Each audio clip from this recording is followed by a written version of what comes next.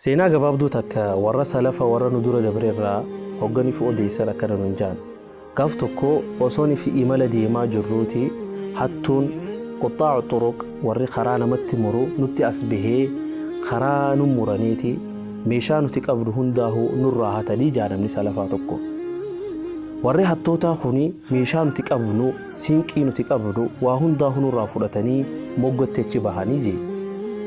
Nyaata nuti siinqiif qopheeffannellee nyaatutti seenanii jee.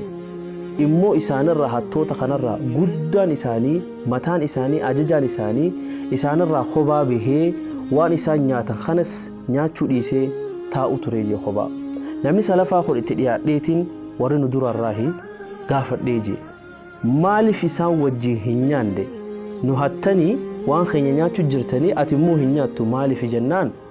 Inni saa'im. Ani soommanaan qabaa jeen. Namni salafaa kun iddoo ajaa'ibsiifateeti taf'alu maa taf'al waan hojjettu kana hojjechaatuma ani soommanaan qaba jettaa akkamitti walitti deema wanni akkanaa jeen. Dhaga'ee jee mujrimtichi kun amiirri mataan warra hattoota sanii jechuudha.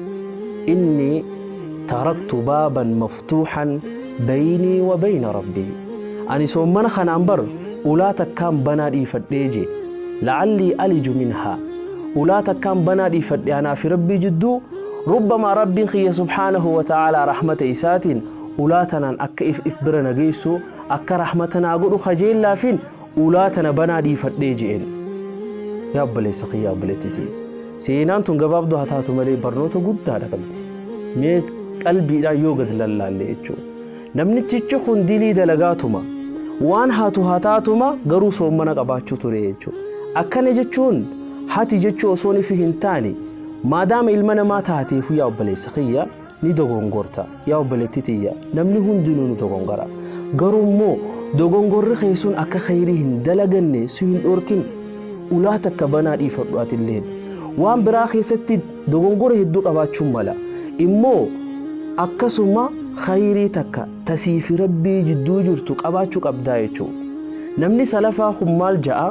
فحججت بعد سنين أمت لما بودان حجي ديمي حجي قريجي فرأيته وهو في جدار الكعبة جي إسا كعبة جدار إسيك أبتي قام ربي سبحانه وتعالى دعاء قرون حتى تشسن كعبة جلت أركين جايجو ربي سبحانه وتعالى قل نمتي خنيف إيجسي توفيق أفبراته خنيف أولا إني بنادي فتي ربي سبحانه وتعالى guyyaa tokko itti rahmatanaaf godhuun malaaji isan rabbiin rahmata godhee fi hoggani fin kaabaa dhaqu hatticha san achitti arkeenuun jaadu obboleeyyan kiyya. Kuni waan nuti hundinuu irraa barachuu qabnu obboleeyyan kiyya. Namni ni dogongora. Ilmi Aadam tokko hundinuu ni dogongora. Ergamaan Rabbi alayhi salaatu wassalaam hoggani finuuf himu maal jaa namni muuminaa tokko godoo tokko keessatti huggulama hin gufatuu jee.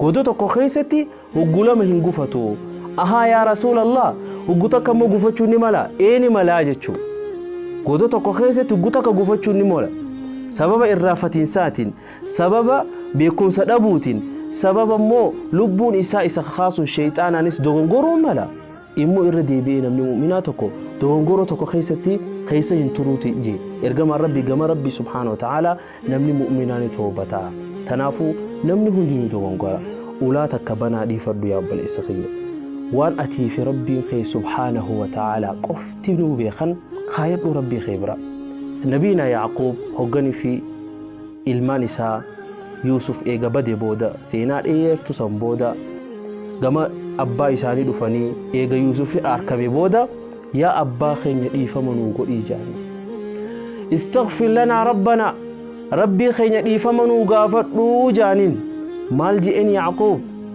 قال سوف أستغفر لكم ربي خيان إسيني ديفما غافتشو فتا آجي هقومسان دعاي قروني دندهاتوري ربي سيني عرار مجتشوني دندهاتوري قرو إسيني فم قرأتشو تا آجي مال جان علماء قريه هقني في آيات خنا جلالالني فسرا يرو تكك أبا يعقوب yeroo isaa fi rabbiin isaa jidduu waa haayatu qaba يرو إسا في ربي إسا جدو ربي إسا تحاسوتك أبا يرو سنتي الخاي في جولي إسا تفديف مقافة شولاف جيل أتي في ربي خجدو وان أتي في إنك أفتن بيتا خايرو قياتك ربي سبحانه وتعالى يتنسي ملكي سملا وآخر دعوانا أن الحمد لله رب العالمين.